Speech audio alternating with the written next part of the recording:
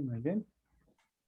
Ya tenemos a la mayoría de las personas en la sala. Entonces, bueno, primero que todo, les damos la bienvenida a todos y todas a al punto de encuentro de hoy, que nos acompaña el arquitecto Francesco Bracci en torno al curso de Sistemas Espaciales, Ambientales y Arquitecturales de la Escuela de Arquitectura y Urbanismo del Instituto Tecnológico de Costa Rica. Como siempre, este es un espacio de encuentro entre diferentes arquitectos, arquitectas y profesionales de diversas áreas para discutir temas relacionados a la arquitectura. En esta ocasión hablaremos sobre arte, sobre arquitectura y sobre reutilización, reciclaje, sobre reciclaje. Para dar la bienvenida oficial, le vamos a dar la palabra a la doctora arquitecta Janet Alvarado Retana, quien es nuestra directora.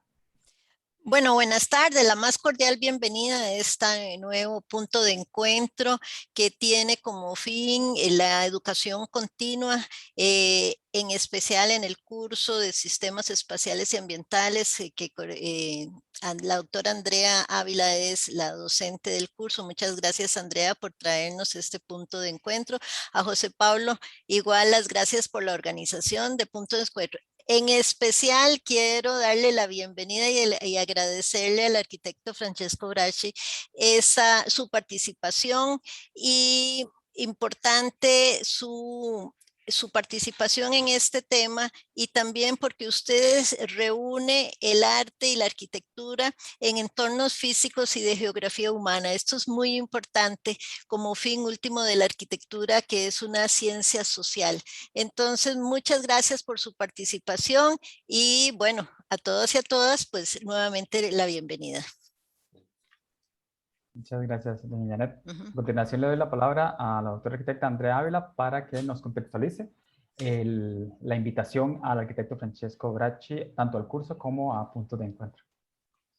Sí, buenas tardes. Muchas gracias a todos por su participación, por acompañarnos hoy, especialmente a Francesco, colega y amigo de hace muchos años. Le agradecemos su participación y en realidad buscamos que nos acompañara la tarde de hoy, aunque sabemos que siempre está bastante ocupado, porque queríamos que nos compartiera un extracto al menos de todo lo que es su obra durante estos años en lo que han sido las propuestas de arte y arquitectura, como lo decía doña Janet hace un segundo.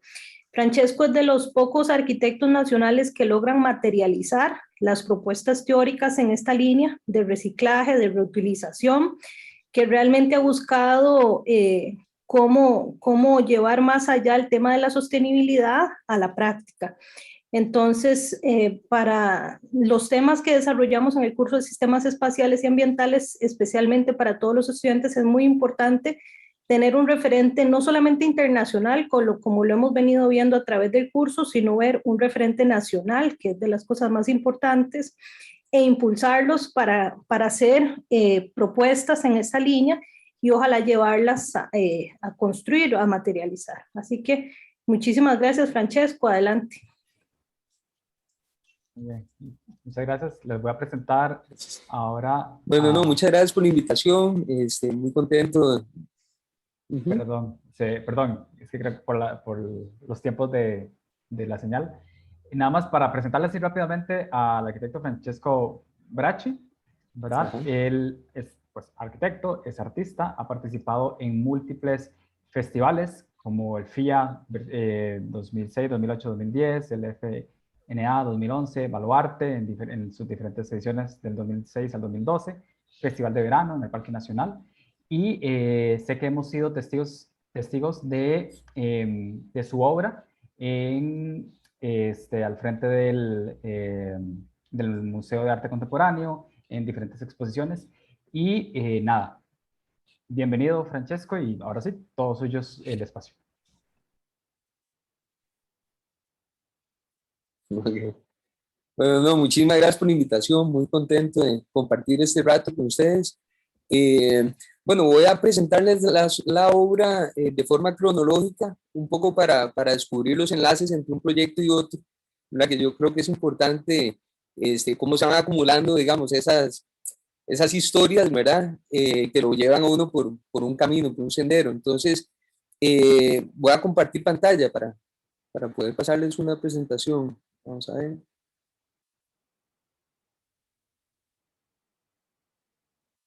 Un poquito.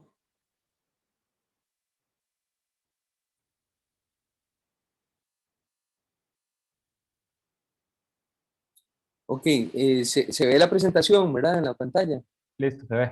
Se ve como 3 círculos. Sí. ¿Sí? Ok. Bueno, ok. Este primer proyecto que les quería mostrar, bueno, es el primer proyecto que trabajo en el espacio público y viene a raíz, ya cuando termino arquitectura, empiezo a trabajar, me doy cuenta también como esta falta de control, de planeamiento que hay en la ciudad de San José y también en entornos más rurales. Y de cierta forma quería llevar esa realidad al espacio público a través de una obra de arte, ¿no? Durante el Festival de las Artes en el 2006. ¿De qué forma quería representar esto que me encuentro? Vamos a ver. Ok. Nada más para saber si se pasó la diapositiva, porque es que a veces se me queda trabada. Ahorita están viendo como unas mangueras plásticas. Sí, como unas mangueras, exacto. ¿Sí? Ok. Es que ya me ha pasado en presentaciones que hablo y las diapositivas no se pasan. Bueno, un poco quería llevar esa realidad poniendo a dialogar estos dos elementos, el elemento urbano que estaba representado por el uso del plástico y el metal, y el elemento natural por su emplazamiento, que en este caso era la sabana, ¿verdad? Entonces, el proyecto se llamaba Barreras y de cierta forma representaba una barrera que no era clara, es una barrera transparente, una barrera difusa, dando a entender un poco esa falta, debido a esa falta de control y de planeamiento, la ciudad crece de forma desordenada, ¿no? Y empieza a tomarse los espacios naturales, previamente, ¿verdad? Entonces, un poco de eso se trataba el proyecto, a generar ese diálogo y esa conversación. Este proyecto para mí fue muy importante porque al ser la primera propuesta de arte, yo realmente no sabía bien cómo se iba a dar la dinámica con la gente, ¿verdad? Y es muy interesante porque en el espacio público la dinámica obviamente es totalmente distinta a la que se puede dar en un museo o una galería, ¿verdad? Aquí realmente la obra no es para ser observada, sino hay una relación mucho más intensa con el espectador, ¿verdad? El espectador se convierte en parte de la obra prácticamente.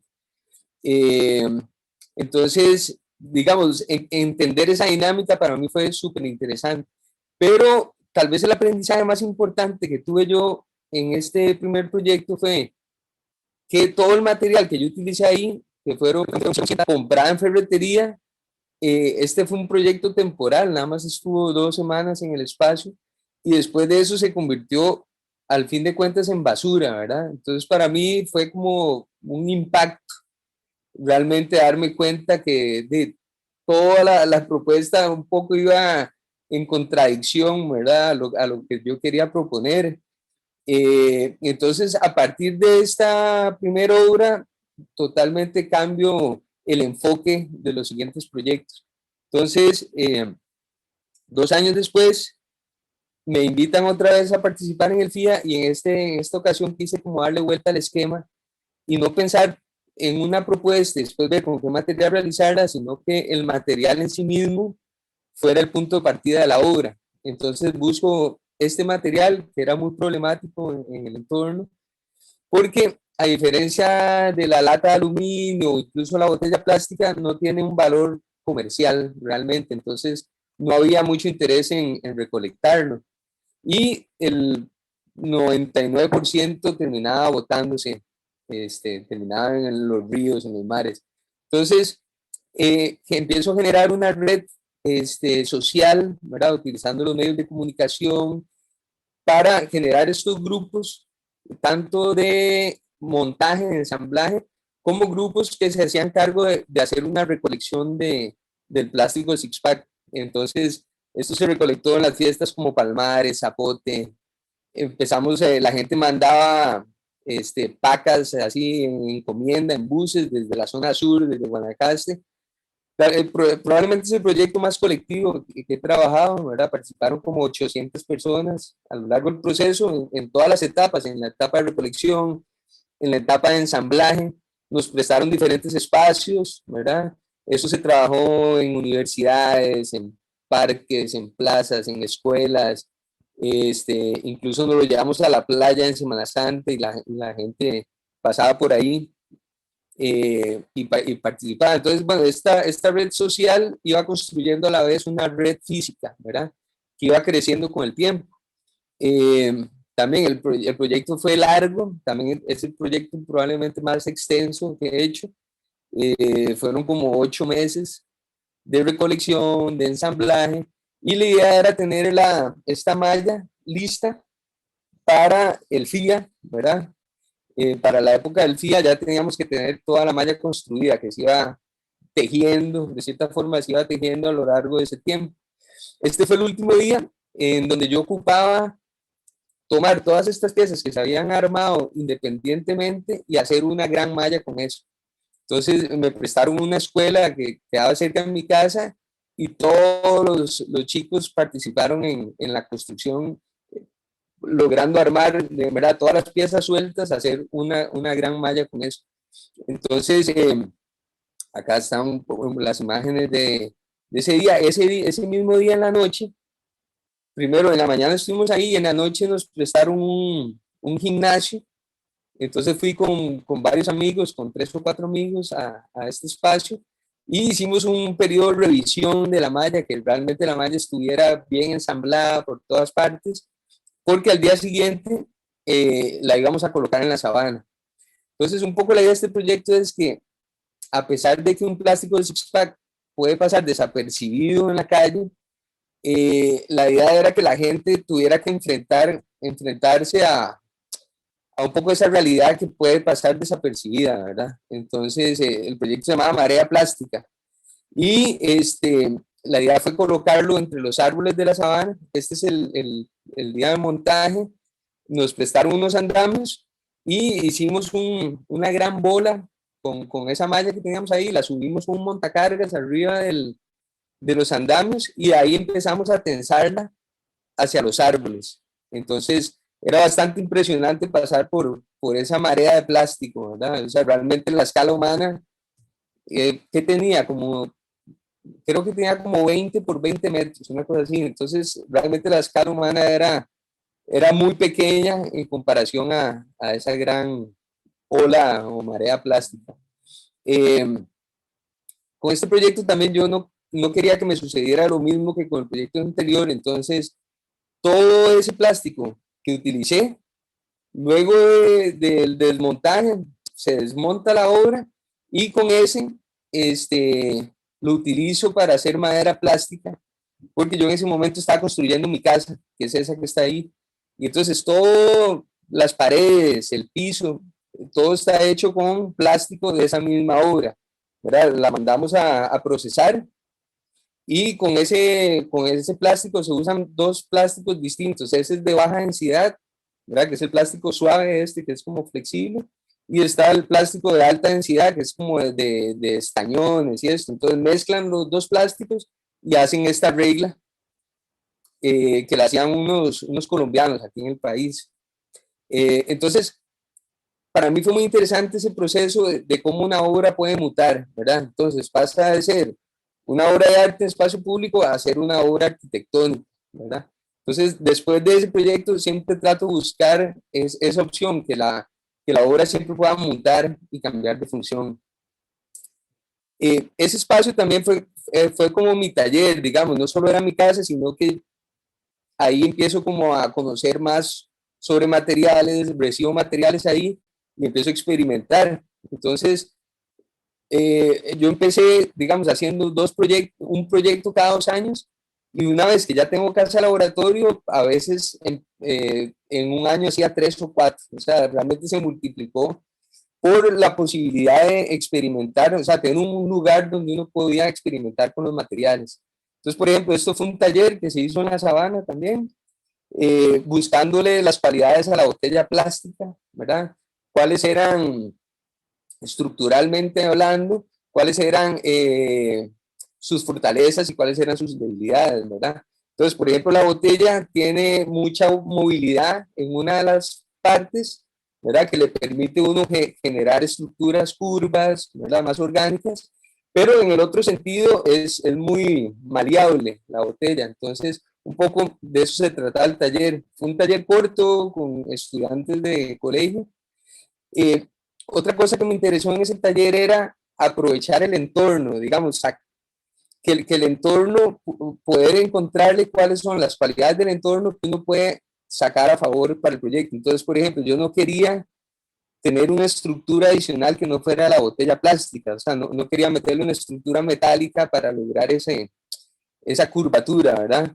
Entonces lo que hice fue aprovechar que estábamos colocados alrededor de un bambú y entonces toda esta estructura de cierta forma flota, ¿verdad? Está suspendida del bambusal y entonces logra darle esa cualidad de falta de peso, ¿no? Como que prácticamente levita la estructura. Y eso es nada más aprovechando el contexto, el entorno en donde se emplaza la obra, ¿verdad? Yo creo que esa es una cualidad muy, muy importante a rescatar. Luego, muchos de los proyectos a veces son como elementos que pueden formar parte del espacio construido, pero están como descontextualizados, ¿verdad? Como es un túnel, una escalera, y me he dado cuenta que eso genera mucho movimiento en el espacio, porque a la hora que uno coloca un elemento que se sale de su contexto, es como, es como un imán, ¿verdad? Y empieza a generar nuevas dinámicas en el espacio. Entonces, por eso es que ustedes van a ver que muchos de estos trabajos que les voy a mostrar tienen como esa característica, ¿verdad? Son como elementos del espacio construido de cierta forma descontextualizado. Este proyecto se llama Células de Consumo. Es como buscar el elemento, como la materia prima básica, tipo celular, ¿verdad? Que puede representar la sociedad de consumo.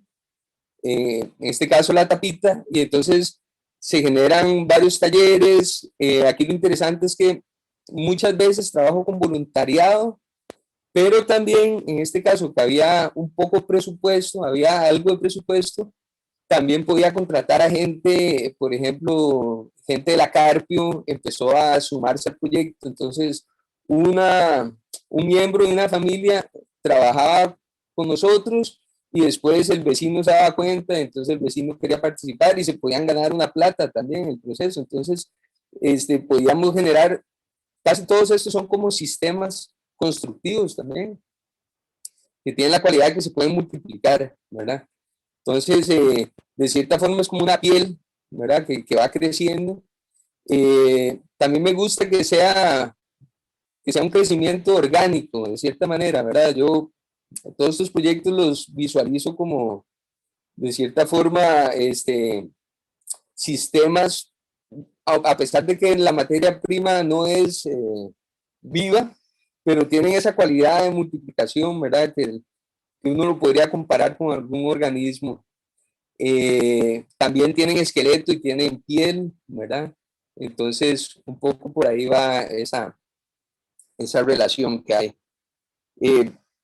Otra cosa que siempre me interesa es generar ese diálogo con la gente, ¿verdad? Que, que las obras no sean elementos ajenos, sino como que siempre se presten para generar interacciones.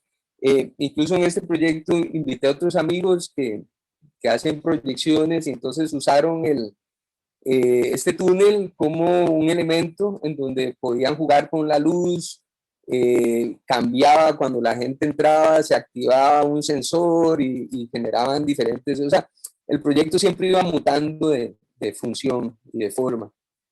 Entonces, eso me parece muy interesante, que los proyectos no sean estáticos, sino que puedan tener como esa multiplicidad de funciones. ¿Ves? Ahí está un poco lo que ellos estuvieron trabajando. Paralelamente a ese proyecto, estaba haciendo este otro. Aquí lo interesante es que a veces las ideas vienen de lo cotidiano, en general, digamos, casi todos los proyectos que he hecho vienen de elementos cotidianos que de cierta forma se implantan ahí en el subconsciente, en algún momento aparecen, ¿verdad? Por ejemplo, siempre me han llamado la atención las cajas plásticas, las de mercado, como estas, sus características físicas, estructurales.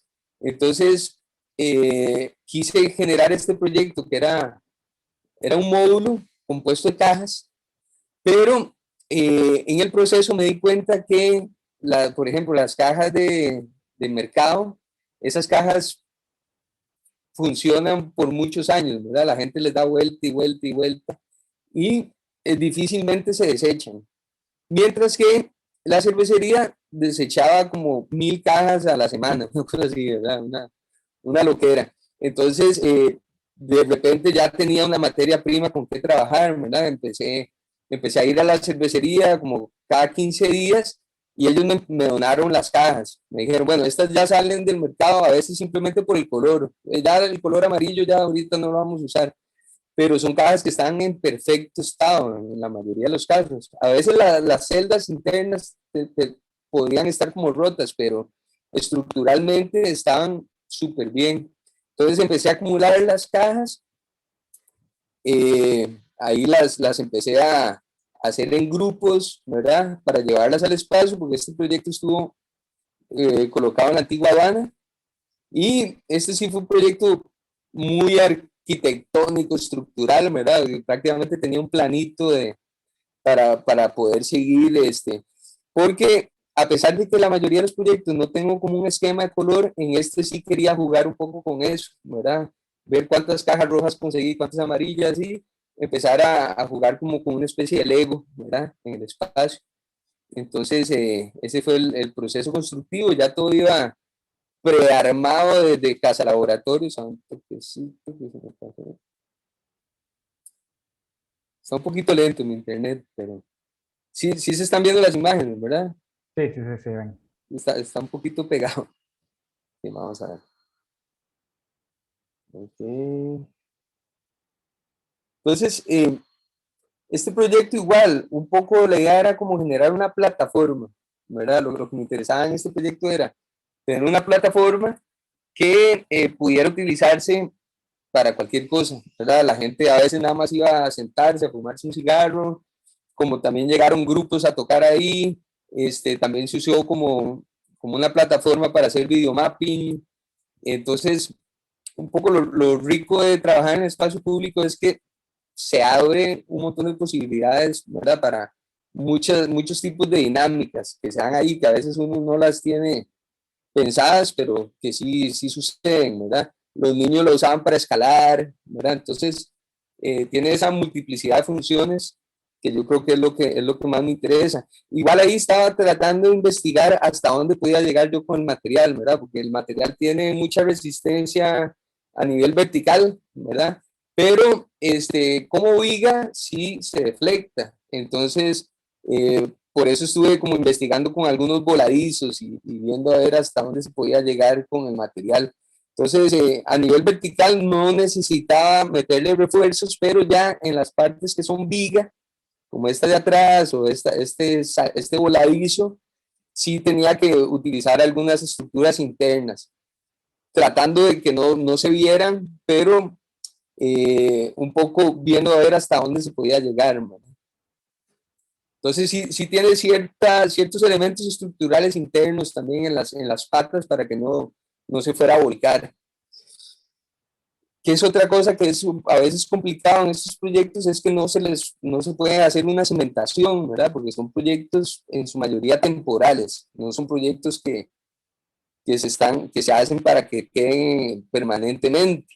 Entonces, siempre la parte estructural es compleja de manejar, ¿verdad?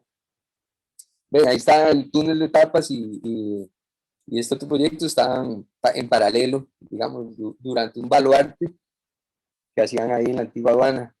El túnel de tapas sí, después se llevó a diferentes sitios, pero el de cajas al final se desarmó y se mandaron a reciclar las cajas. Lo que les hablaba de dónde vienen las ideas, una vez más, ahora les voy a enseñar el proyecto de palillos chinos, que era el que estaba frente al Museo de Arte Costarricense, y que me costó mucho tiempo darme cuenta de dónde había surgido la idea, y creo que es de esto, creo que es de estos elementos que usan en las construcciones, no sé si los han visto. Cuando están construyendo un edificio ponen estos ductos de estañones por donde tiran los escombros. Entonces me parece que por ahí viene la idea, porque es igual, o sea, simplemente fue seguro algo que vi en la calle en algún momento, me llamó la atención, y cuando pensé en este proyecto, no estaba muy consciente de dónde había surgido la idea, y creo que viene de esos túneles, ¿verdad? De esos ductos que usan en las construcciones para tirar escombros. Este proyecto, digamos, lo interesante del estañón es que su permanencia en el espacio público obviamente es mucho mayor. Yo había trabajado mucho con plástico, y el plástico sí tiene una vida útil más corta, obviamente, ¿verdad? Se empieza a degradar, la botella plástica se degrada con el tiempo, las tapitas. Ese de tapitas estuvo como 3 años, porque también estuvo en el Inbioparque, le logré dar vuelta en varios lugares, pero ya a los 3 años uno tocaba la tapa y se quebraba, ¿verdad? El mismo sol y la radiación, la lluvia y todo empieza a degradar el material. Mientras que el estañón, este sí es un proyecto que he logrado mantener en el tiempo, digamos. Estuvo primero acá en el Museo de Arte Costarricense, y ahora está en Curridabat, en el Parque de las Embajadas. Ahora les voy a enseñar las 2 locaciones. La primera es el Museo de Arte Costarricense. Otra cosa interesante era que no había presupuesto para este proyecto. Realmente fue una invitación para la Noche en Blanco, para hacer un proyecto que iba a estar una semana, una cosa así. Al final estuvo como 2 o 3 años en el museo. Pero como no había presupuesto, entonces trabajamos mucho por ejemplo, este es un grupo de muchachos que están en Narcóticos Anónimos, una cosa así, ¿verdad? Y que llegaron a participar como 2 días a ayudarnos ahí. Entonces para ellos fue toda una aventura, y nos echaron un empujón, ¿verdad? Ahí estuvieron pintando, lijando, bueno. Entonces fue súper bonito porque, o sea, todo se hizo así, todo se hizo, los andamios, nos prestaron los andamios, la pintura la donó Pintura Sur, realmente todo lo fuimos haciendo a puros aportes, aportes, aportes. Había un mínimo presupuesto, porque sí tenía que tener un soldador, ¿verdad? Ya profesional. Todo se hizo en el sitio, digamos. Pintura Azul llevó los estañones y todo se soldó en el sitio, se pintó. Pero no teníamos plata. Esta foto es importante porque no teníamos plata para una grúa. Ocupábamos una grúa que agarrara los palillos ya soldados y los empezara a colocar en el espacio. Como no teníamos plata, entonces yo fui a una chatarrera, y todo ese hierro que está ahí, que eran como 2 toneladas, una cosa así, nos lo prestaron. Yo les digo, bueno, préstenme un poco de metal y yo se los devuelvo cuando ya terminamos la construcción. Me dijeron, bueno, está bien, firmamos una nota, me llevé todo ese metal, y un amigo, el que me ayudó a transportar, me dijo, bueno, hicimos una grúa hechiza en la vagoneta de este amigo mío. Si ven, esa vagoneta de piedra es de él. Y entonces él me dijo, hey, démosle, soldemos. Hicimos esa grúa, ¿verdad? Y fue un vacilón, porque así fue como logramos empezar a levantar. Ven, ahí está en acción. Se le ponían unos topes, y esta grúa la iba jalando poco a poco hasta lograr la posición. Entonces, para mí este proyecto fue muy revelador, porque, o sea, se da cuenta uno que si se quieren hacer las cosas, siempre hay un camino, ¿verdad? Siempre se encuentra alguna forma de sacar el proyecto. Ya después logramos conseguir una grúa también, entonces, pero fue buenísimo porque teníamos las dos, digamos. De hecho, se ocupaban 2 grúas, porque mientras una sostiene los palillos, ocupábamos otra que agarrara y los fuera colocando como si fuera un juego a gran escala, ¿verdad? Entonces, sí, así, nada más teníamos un día de grúa, solo teníamos un día de grúa, entonces en ese día había que lograr montar todo. Yo lo que hice, tampoco podíamos hacer cimentación en este caso, igual que nosotros.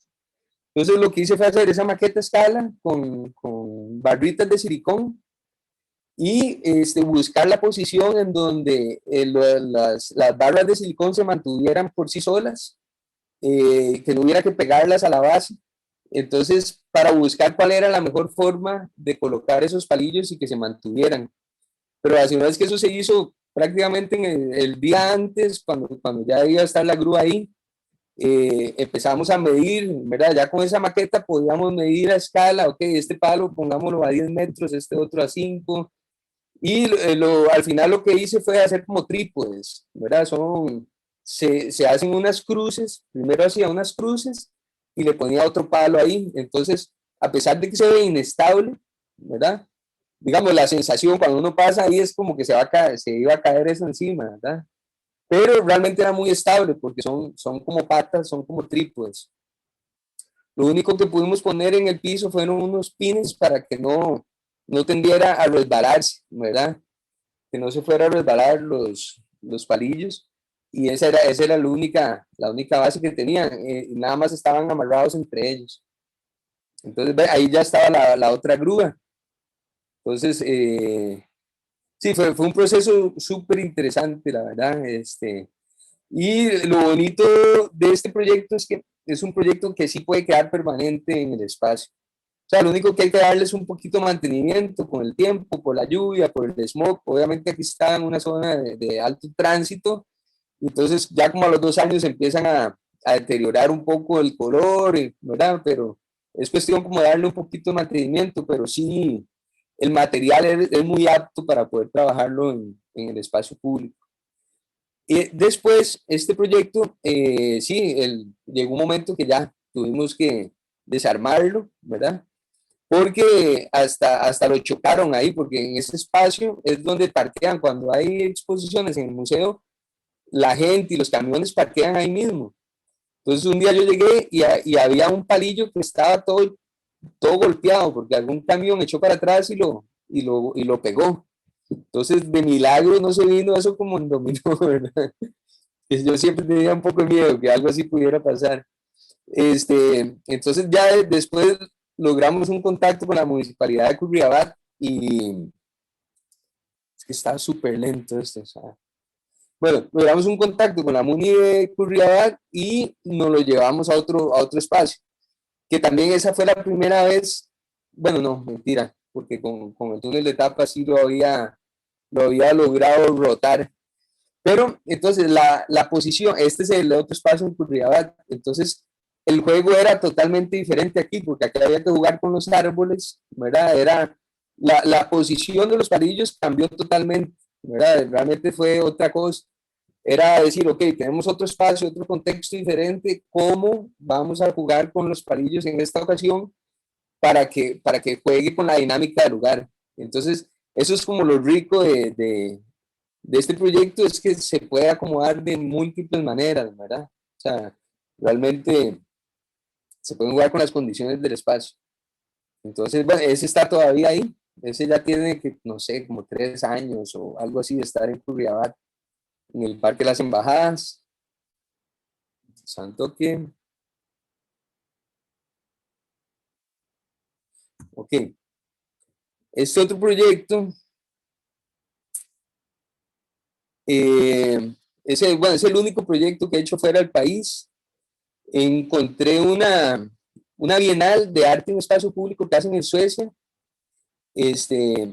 Desgraciadamente cuando lo encontré, ya había pasado la convocatoria. Y yo, ay, joder, puña. La primera vez que veo un concurso, ¿verdad? Específicamente de arte en espacio público. Pero igual yo escribí y pregunté que si había algún chance de participar y vieron ahí el portafolio y estuvimos ahí negociando por meses, ¿verdad? Al final me dijeron que sí, que les interesaba que yo participara, pero no había presupuesto porque como ya el concurso había pasado, y es una bienal que, no sé, van como 100 artistas de diferentes partes del mundo, y ellos financian todo, ¿no? El tiquete.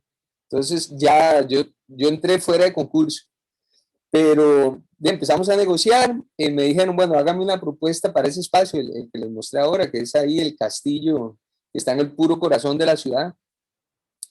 Yo hice la propuesta utilizando Google Maps y Google Earth y toda esta cosa para tratar de entender el lugar, porque obviamente no podía ir a verlo, conocerlo ahí por medios digitales.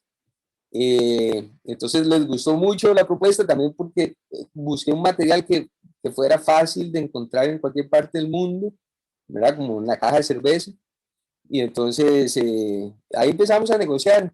Entonces, ya cuando yo pensé que no iba a ser posible, el curador me dijo, bueno, está bien, vea, nosotros nos encargamos del proyecto aquí, de conseguir las cajas, de conseguirle mano de obra, que le ayuden, usted busque el tiquete nada más. Entonces lo que hice fue, hice esas serigrafías que están ahí y las empecé a vender acá en Costa Rica, ¿verdad? Hice una serie de serigrafías y vendiendo esas serigrafías de la obra fue como logré financiarme el tiquete, por lo menos, ¿verdad? Con eso me financié el tiquete para irme y ya estando allá, esta gente se portaron increíble, ¿no? Me consiguieron todas las cajas, había un taller con todo lo necesario, ¿verdad? Para poder construirlo. Incluso fue muy bonito porque ellos pusieron en la universidad de ingeniería, pusieron un equipo de ingenieros, bueno, de estudiantes de ingeniería, a que me ayudaran a diseñar la estructura para que soportara la obra. Entonces hicieron una maqueta y todo con todas las cajitas y fue súper interesante, ¿verdad? Como ahí se unió un poco la parte de ingeniería también, que en estos proyectos siempre es importante entender cómo va a funcionar la estructura y cómo se va a soportar. O sea, que no está cargando esto. Vamos a ver. Ah, bueno, ahí está. Entonces, esta era una especie de ducto que conectaba el paseo peatonal con el agua, ¿verdad? Desgraciadamente ahí, por ejemplo, hay muchas más restricciones que acá, ¿verdad? No era tan fácil que la gente la dejaran meterse ahí. Solamente cuando había alguien ahí a cargo del festival, ¿verdad? La gente podía entrar. Pero sí, fue súper interesante y también compartir con los otros artistas, porque ese era un espacio de taller en donde había gente, bueno, Colombia era uno de los países invitados, por ejemplo, y para mí fue súper llamativo el apoyo también que tiene Colombia hacia los artistas, porque llevaron como 25 artistas que trabajan en espacio público también y llevaban la obra súper prearmada en contenedores y después llegaban ahí. Digamos, yo sí la tuve que empezar desde cero, pero muchos ya llevaban la obra empezada, ¿verdad? Entonces no tenían que irse tanto tiempo. Yo estuve más o menos como un mes antes trabajando en eso. Pero bueno, sí, fue una experiencia súper bonita. Pero ya, ese es el único proyecto que he hecho. Me han invitado a otras bienales, pero como la logística, digamos, trabajar en arte en espacio público fuera de Costa Rica es bastante complejo, ¿no? Por todo el tema logístico. Entonces, hasta el momento es como la única participación que he tenido fuera del país. Ok, vamos a ver. Podría adelantarlo un poco más, pero es que está bien trabado todo.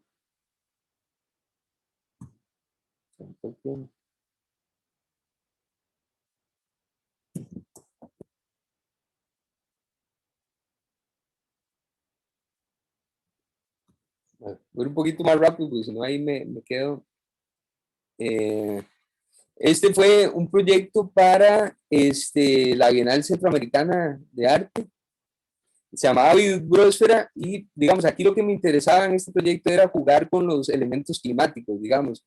Siempre un poco la idea de que la obra no sea estática, que la obra siempre esté en constante cambio y jugando, porque otra de las cosas, cuando uno trabaja en el espacio público es que no solamente tiene que dialogar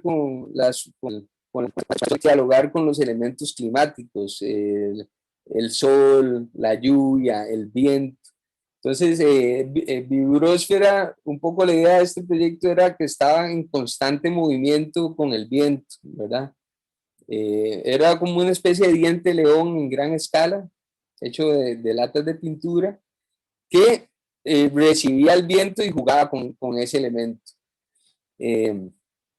Entonces, sí, Otra cosa que me gustó trabajar acá era que el proyecto prácticamente tenía unos planitos constructivos y un poco la idea era que la gente, si a alguien en otro país le interesaba armarlo, que pudiera descargar un manual que le explicara los pasos a seguir con todos los planitos de taller, ¿verdad?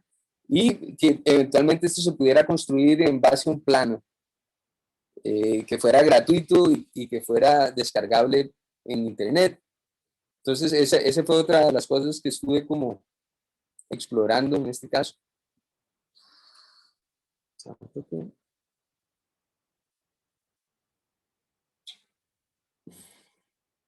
Okay.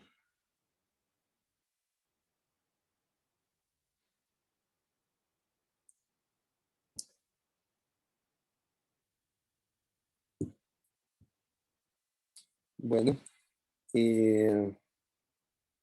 vamos a ver si paso esto un poquito más rápido.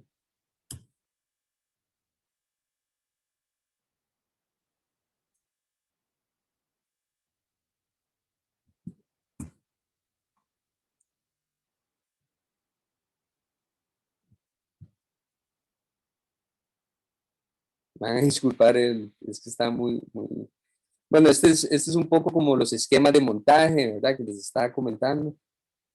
Para mí, estudiar arquitectura ha sido súper beneficioso, ¿verdad? Para este tipo de proyectos. De cierta forma, es esa mezcla lo que me llama la atención, el pensar en los espacios, en la dinámica que se dan los espacios y todo el tema estructural. Por ejemplo, a mí en arquitectura, cuando tuvimos clases de ingeniería, me daba pereza porque tal vez el enfoque era un enfoque un poco matemático, ¿no? De cálculos y, ¿verdad? Era un tema que no me llamaba la atención, pero ha sido muy interesante porque a través de los proyectos de arte es donde me ha llegado a apasionar la parte estructural, ¿verdad? Entender cómo funcionan las estructuras, cómo se sostienen, cómo se mueven, ¿verdad? Cómo se equilibran. Pero eso lo conocí más por el arte que por la carrera de arquitectura. En ese momento tenía un enfoque muy de cálculo, ¿no? Que nunca para mí ha sido necesario. Lo que sí ha sido necesario es entender el mecanismo, cuáles materiales son más aptos para una cosa, cuáles son más aptos para otra, ¿verdad? Entonces, eso sí es súper apasionante, pero hay que descubrirlo de otra forma, ¿no? Hay como que darle vuelta al esquema. Bueno, vamos a pasar el proyecto. Si bien ahorita ya nos vamos a los buses, porque aquí hay otro. Bueno, estos son otros proyectos que he hecho en el espacio, pero bueno, todos tienen como esa misma base, generar esa interacción, ¿verdad? Con el público. Pero les voy a contar, voy a compartir otra cosa, o sea, voy a salir de aquí. Vamos a ver. Esto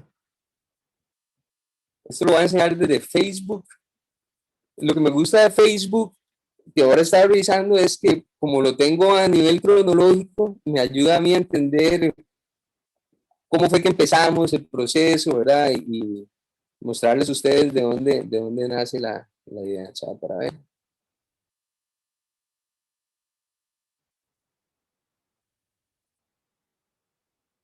Bueno, en media pandemia, digamos, mi trabajo principal en los últimos 12 años ha sido arte en espacio público, ¿verdad? Lo que he hecho los últimos 12 años. Y tal vez en los últimos 4 o 5, mi pareja, ella es bailarina de danza contemporánea, entonces también me he venido involucrando en temas más escénicos, ¿verdad? Que es otro campo súper apasionante. Entonces, más o menos hace unos 5 años tal vez he empezado a trabajar mucho en escenografía para teatro, escenografía para danza. Entonces, tal vez esos eran los dos campos en donde más había estado trabajando, ¿verdad? Cuando se viene la pandemia, prácticamente las dos cosas quedaron paralizadas. El trabajo en el espacio público ya no era viable y los teatros estaban todos cerrados. Entonces, prácticamente me quedé sin trabajo, ¿verdad? Como muchos artistas, ¿no? En general. y más los artistas escénicos, en general todos perdieron el trabajo. Entonces, ahí están viendo como unos buses, ¿o no? Sí. ¿Qué están viendo ahorita ahí? ¿Sí se ven unos buses? Sí, es el Facebook Ok. con imágenes de buses. Entonces, bueno. Ok, excelente. Sí, esa era la imagen. Bueno, a raíz de la pandemia, pasé como 2 meses al principio, ¿verdad? Prácticamente sin trabajar. Hablé con un amigo, Alex Catona, él es músico. Y bueno, también, obviamente, ¿no? Él estaba viviendo en Canadá en ese momento. Entonces también él perdió su trabajo, también trabajaba en cine y tampoco había trabajo en cine. Entonces, siempre estaba atraído por los espacios reducidos, porque hace 12 años, la casa que les enseñé, Casa Laboratorio, que fue mi primer espacio que diseñé y construí, era un espacio de 3x8, eran 24 metros cuadrados. Entonces, también fue un laboratorio a nivel de encontrarle cómo funcionan los espacios pequeños, ¿no? Como todo tiene que ser multifuncional, todo tiene que tener, ¿verdad? Esa cualidad de cambiar también. Entonces, sí me llamaba la atención. Bueno, obviamente había hecho un par de proyectitos en contenedores, pero siempre tenía ganas de hacer algún trabajo en un bus, ¿verdad? Principalmente porque creo que, digamos, a diferencia de un contenedor, los buses están hechos para contener personas y no productos. Entonces, tiene un poco más de lógica aprovechar un bus que aprovechar un contenedor, ¿verdad? Porque para que un contenedor sea habitable en el trópico, hay que hacerle muchas modificaciones, hay que abrirle huecos por todo lado, hay que hacerle techos, hay que hacerle aleros, hay que hacerle aislamiento térmico, bueno, entonces tal vez en otros países funciona mejor, pero digamos, yo pienso que en el trópico tal vez no es la mejor opción, a no ser que uno los consiga súper baratos, pero un bus ya está adaptado para contener personas, o sea, tiene aislamiento en paredes, aislamiento en el techo, tiene una estructura para soportar 100 personas adentro, entonces tiene un montón de condiciones interesantes. Igual, nunca había trabajado con bus, entonces, por ejemplo, ese que está ahí en la foto de abajo, ese fue el primer bus que yo vi en internet y dije, pues, se ve súper bien, ¿verdad? Se ve prácticamente entero, ¿verdad? Y entonces ese fue el primer bus que compramos. Lo compré a medias con este amigo músico. O sea, los dos teníamos una plata ahí guardada y pusimos mitimita. En un principio no sabíamos que íbamos a montar una empresa, sino dijimos, bueno, hagamos ese bus, lo vendemos y ya. Pero en el proceso nos fuimos como enamorando la idea, vimos otro bus ahí, en ese mismo lugar estaba este bus y había un bus marca Thomas, no sé si saben cuáles son, pero hay una diferencia abismal entre este tipo de buses y los otros, porque los otros son como de transporte de estudiantes, entonces los niveles de seguridad que tienen son súper altos, entonces la carrocería es gruesa, están hechos de aluminio, ¿verdad? Que para el trópico, ¿verdad? Imagínate, no se puede comparar un bus en Hierro Negro con un bus en donde toda la carrocería es de aluminio y se consiguen al mismo precio prácticamente. Entonces, pero fue pura casualidad, o sea, compramos este y a la vez compramos un Thomas. Y cuando empezamos a trabajar uno del otro, nos dimos cuenta de la gran diferencia que había, ¿verdad? Porque, por ejemplo, estos son una combinación entre fibra de vidrio en el techo y una lata que no es aluminio. Entonces, cuando uno le quita los forros, están muy herrumbrados por dentro. Entonces, bueno, son cosas que hemos venido aprendiendo en el camino. Pero cuando trabajamos este proyecto nos dimos cuenta que realmente era un espacio bastante amplio. Dentro de esta estructura, el bus, que son casi 30 metros cuadrados, se desarrollaba perfectamente una vivienda.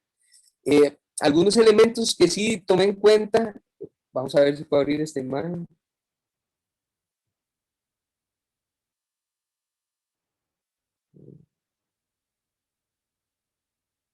Perdón, porque es que el internet está trabadísimo. Bueno, no importa. Una de las cosas que yo he visto en las modificaciones, en las conversiones, es que utilizan la puerta, bueno, ahí está, sí ve la distribución, ¿verdad? Se ve la planta de distribución abajo. Sí, sí se ve. Ok, tal vez una de las cosas que estamos proponiendo nosotros, digamos, hay dos formatos. Está el formato de la gente que lo quiere móvil, que quiere andar rodando por todo el país y llevarlo a las playas y esto. Pero hay gente que lo que quiere es como la opción del contenedor, digamos, ponerlo en un terreno, nada más. Entonces, estamos manejando las dos opciones, buses que tienen motor y buses que no tienen motor. Cuando le quitamos el motor, tiene varias ventajas. Digamos, para alguien que nada más que tiene un terreno y lo quiere poner ahí, prácticamente el tener un motor no viene al caso, porque este proyecto se puede remolcar. Entonces, siempre sigue siendo móvil, de cierta forma, ¿verdad? Pero, digamos, yo lo puedo poner en un terreno 3 años y si consigo otro espacio, y nada más lo desconecto de las tuberías y lo remolco y me lo llevo a otro sitio, ¿verdad? Entonces, siempre está la posibilidad de que es móvil, pero se quita uno los problemas de que tiene que estarlo llevando el repair todos los años, que mecánicamente tiene que estar en perfectas condiciones, ¿verdad? Para alguien que lo que quiere es tener una casa, tal vez no tiene tanto sentido. Entonces, estamos ofreciendo dos opciones. Quitarle el motor es que se aprovecha todo el espacio. A la hora que uno le saca el motor, que es gigantesco y pesa casi igual que el bus, solo el motor pesa lo mismo que pesa el bus, más o menos. Entonces, a la hora que uno le saca el motor, gana un montón de espacio extra, ¿verdad? Y altura también. Entonces, en este bus, al quitarle el motor, logramos bajar un par de escalones, por ejemplo, en la cocina, y ya teníamos una altura muchísimo, no sé, ganamos como unos 30, 40 centímetros, digamos, nada más bajando el motor. También le quitamos la manivela, entonces todo ese espacio, que si no se desaprovecha, ¿no? El espacio donde está el conductor, la manivela y todo lo demás, es un espacio aprovechable. Entonces, ¿qué es lo que a mí no me convencía mucho de las conversiones que yo había visto? Es que todas utilizan la puerta original del bus. Y entonces, eso hace que el espacio quede como un pasillo central y unas cositas de este lado y unas cositas de este otro, ¿verdad? Se generan espacios muy estrechos y se vuelve muy claustrofóbico.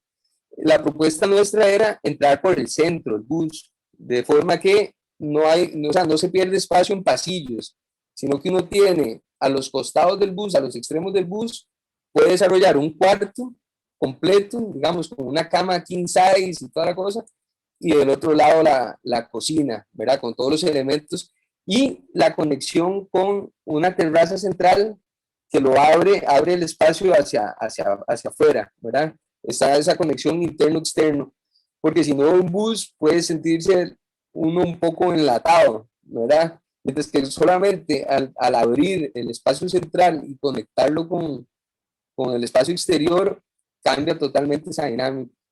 Entonces, bueno, un poco por ahí va. Después, creo que no les puedo pasar imágenes porque esto está súper pegado, pero les voy a contar así. Hicimos, digamos, ese fue el primer proyecto. El segundo era en Coronado, pero era un lugar como de muy difícil acceso. Entonces dijimos, además eran unas cabinitas. Dijimos, bueno, un bus completo es demasiado grande, ¿no? Para llevar allá.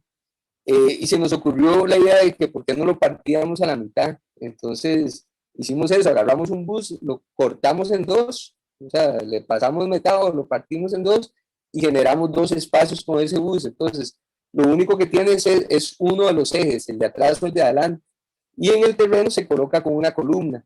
Entonces, hemos estado como indagando diferentes formatos de bus, ¿verdad? También le hemos estado levantando techos. El último proyecto que hicimos es para una familia de 5 personas. Entonces había que generar 4 espacios habitables dentro del bus, de un bus.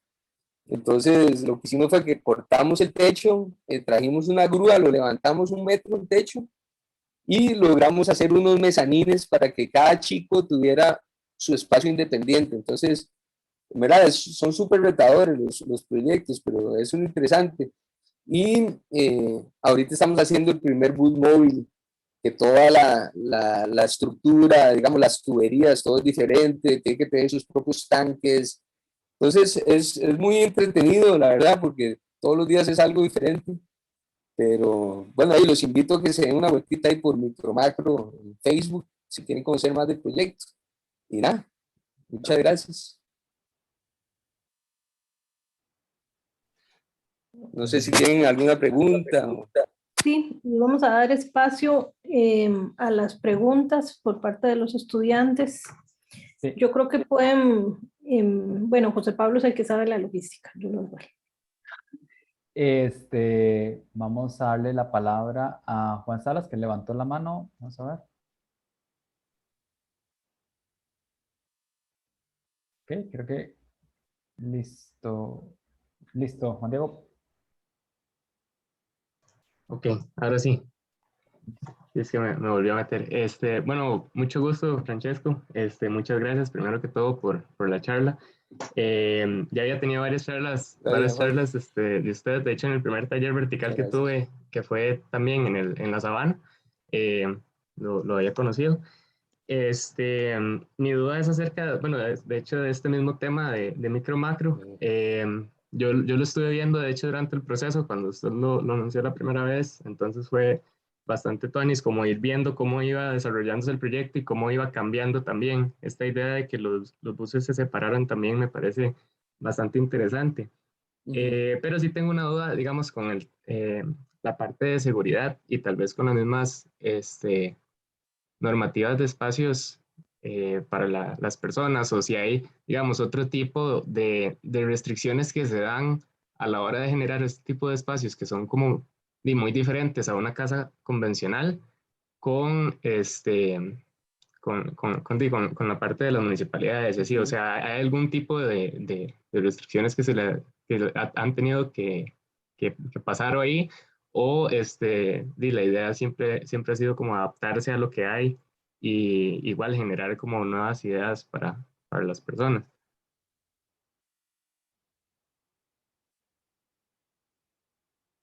Claro.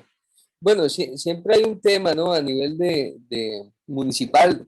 Si es para una casa, en general, bueno, no hemos topado con ningún problema, pero si es para un proyecto, por ejemplo, unas cabinas o algo así, una de las cabinas tiene que ser totalmente acondicionada para la ley 7600, ¿verdad? Entonces, pero sí se podría, ¿no? Eventualmente tener una rampa de acceso al bus y prácticamente para acondicionar un bus para la ley 7600 se puede, solo que prácticamente en medio bus sería el baño, ¿verdad? Por todo el radio de giro y todo que necesita, y el otro medio bus el dormitorio.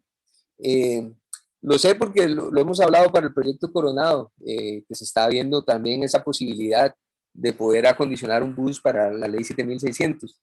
Luego, por tener sus propias llantas, también se puede considerar un proyecto móvil, ¿verdad? A diferencia de un contenedor que tiene que estar colocado en unas bases, ¿verdad? Entonces, de cierta forma, hay un poquito más de flexibilidad porque también se puede plantear como que esto es un proyecto que es temporal, o sea, es un proyecto que ahorita está aquí, pero ya después no tiene por qué estarlo, ¿verdad? Entonces, por ejemplo, si las personas ya tienen conexión de agua y luz, prácticamente nada más lo lleva y lo pone ahí, ¿verdad? No hay tanto problema. Cuando hay que tramitar un permiso para tener los medidores, entonces sí, hay que ver cómo se plantea. El último que hicimos en Nosara, ellos se hicieron un planito y bueno, no tuvimos problema. Pero sí, si ya es para un proyecto ecoturístico, entonces sí hay que pensar que por lo menos uno de los espacios tiene que estar adaptado a la ley. Ok, muchas gracias, más bien. Muy bien. Pura vida, Juan. ¿Alguna otra persona que desea hacer una pregunta? Ok, muy bien. Stephanie, ya te doy la palabra. Un segundo, por favor. Listo. Ya puedes hablar, Stephanie. Ok. Hola, bueno, mucho gusto. Mi nombre es Stephanie. Bueno, primero a modo de comentario, me pareció impresionante ver la cantidad de basura y de plástico todo junto, porque creo que no estamos acostumbrados a hacer eso y ver como tanto plástico, no sé, me hizo hacer conciencia del problema tan grande que tenemos de contaminación, ¿verdad? Y con respecto a este proyecto de los buses, a mí me llama mucho la atención, de hecho era algo que estábamos comentando la clase pasada, porque yo tengo interés, por decirlo de alguna manera, en tener como una unidad móvil que yo también pueda habitar. Entonces mi pregunta va con respecto a eso. Si, por ejemplo, no sé si ya han diseñado algún autobús y cómo resuelven como los sistemas mecánicos y eléctricos de un bus que se transporte, o ya sea una minivan, o no sé si tienen algún proyecto de esos.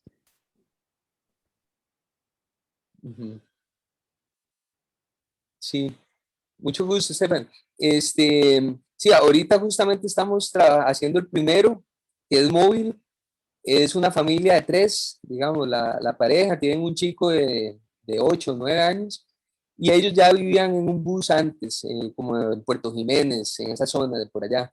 Entonces, o sea, lo importante es entender cómo es la vida de estas familias, ¿verdad? Para ver de qué forma se diseña, porque, por ejemplo, ellos nos comentan que ellos están 2, 3 meses como en un camping, en una zona de camping donde ellos pueden parquear, y después se van otros 6 meses a otro lado y pasan así, ¿verdad? Entonces, para un tema de la independencia, ¿qué tan independientes tienen que ser ellos de la red, de una red?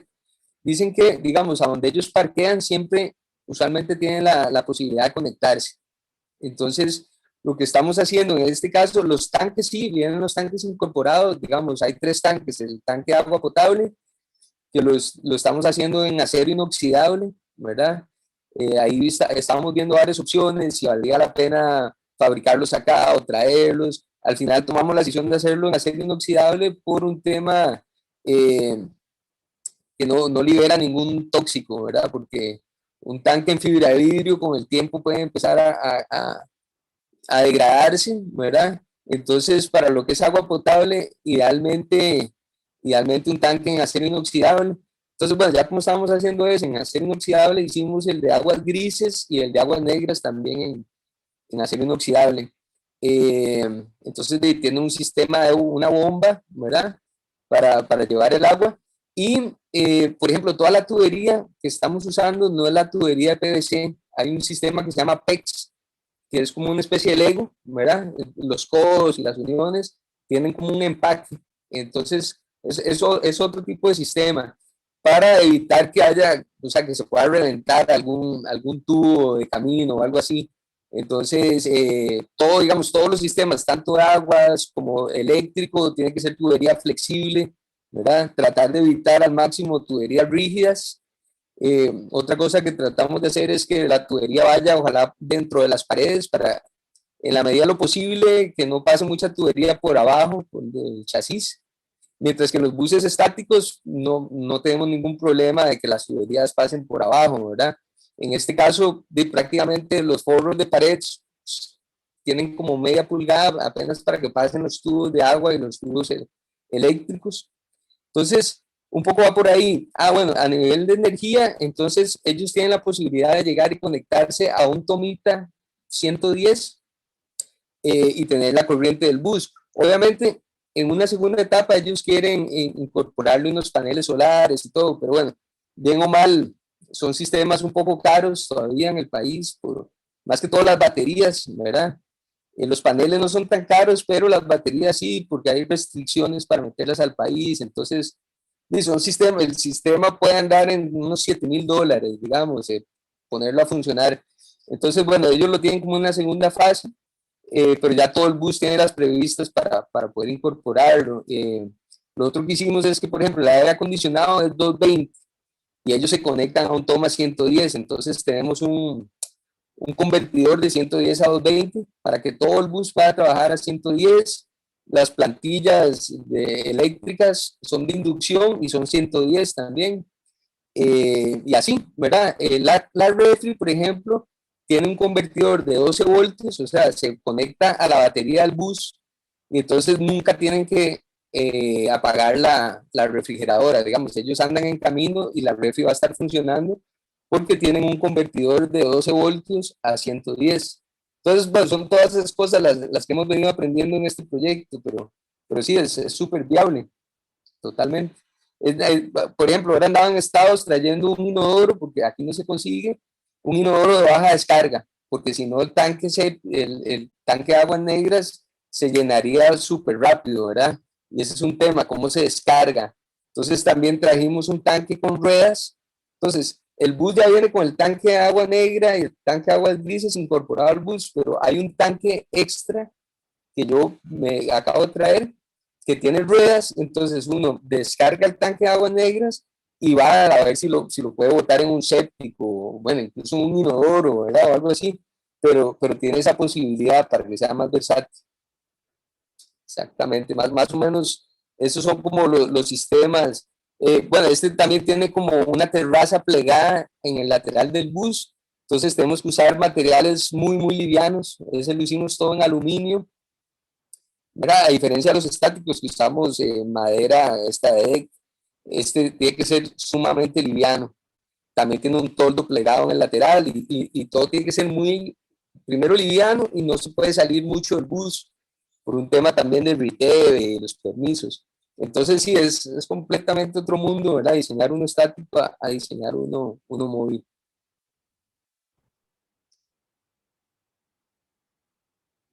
Bien. Muchas gracias. Melanie. Gracias. Bueno, hola, mucho gusto. Yo soy Melanie. Vieras que me acabo de dar cuenta que he visto muchas exposiciones tuyas desde pequeña y no me había dado cuenta. Entonces fue como revelador ver como dónde salió muchas cosas que me acuerdo haberlo visto como en el FEA y en esos festivales. Y yo le decía a papi como, ay, vea botellas, pero no entendía como a qué más iba, ¿verdad? Entonces es muy interesante ver como a qué responde. Y más que era chiquitilla, entonces sí, sigo como un impacto, digamos, como ver ese, yo me acuerdo que vi ese arco de botellas y sí, sigo como un impacto. Entonces, bueno, eso fue muy interesante. La duda que tenía era porque vos hablas de que reutilizaste el plástico para convertirlo en madera plástica, pero luego mencionaste que esa madera solo le importan de Colombia, pero o sea, aquí en el país hay algún lugar que se encargue de hacer esas láminas o solo importada. Sí, no la importan, digamos, los que la hacen es un colombiano, porque en Colombia sí usan mucho este sistema. Entonces, cuando hice ese proyecto, que fue hace, no sé, como 10 años, una cosa así, el único que hacía eso se llama Producol, pero sí lo hacen aquí en el país, pero es un colombiano que montó la fábrica. Entonces, en ese entonces solo hacía esa madera plástica y ahora hacen otro montón de productos.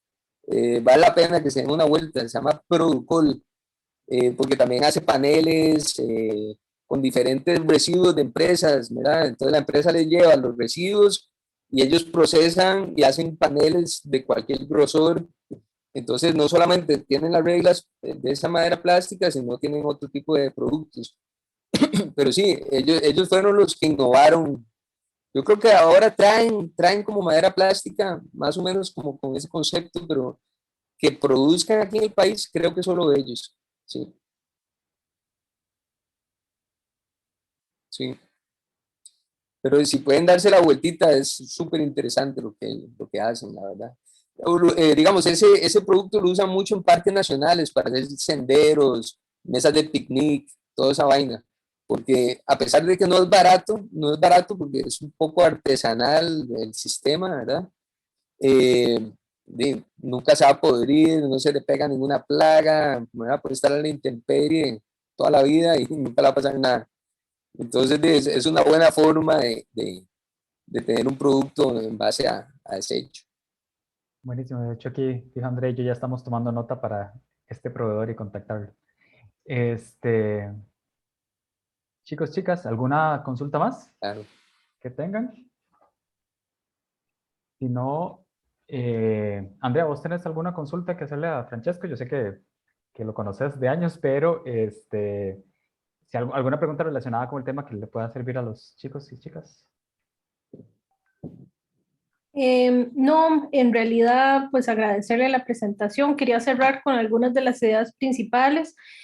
Dice que las ideas vienen de lo cotidiano, que los proyectos vivos que integran a la gente y que tengan la capacidad de mutar es de las variables más importantes, que al trabajar un espacio público tiene una multiplicidad de funciones Y algo que me pareció muy interesante y muy cierto, si se quieren hacer las cosas, siempre hay un camino. Así que los invito a que ojalá busquemos innovar en nuestros proyectos, transformar lo que tenemos, ¿verdad? Y ver cómo empezamos a reutilizar más, desde los desechos de obra que vimos anteriormente en la charla de las compañeras del TEC, hasta hacer arte, arquitectura, tantas cosas que se pueden hablar dentro de la línea de sostenibilidad, ¿no?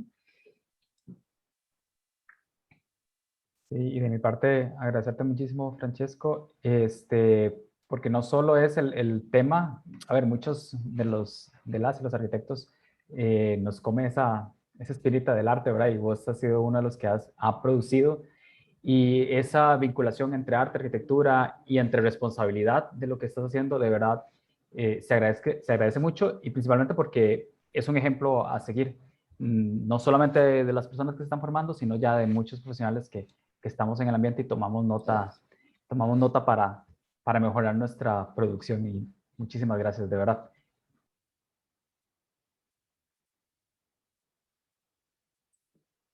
Oigan, no, muchas gracias a ustedes, muy contento de haber participado y mantengamos en contacto para lo que ocupen, aquí estamos. Buenísimo, muchas gracias. Entonces, si no hay más preguntas, y bueno, como reiterando el agradecimiento a Francesco Bracci, muchísimas gracias, chicos, chicas, Andrea, Francesco, nos vemos pronto. Muchas gracias. Hasta luego. Muchas gracias, chao. Hasta luego. Hasta luego. Chao.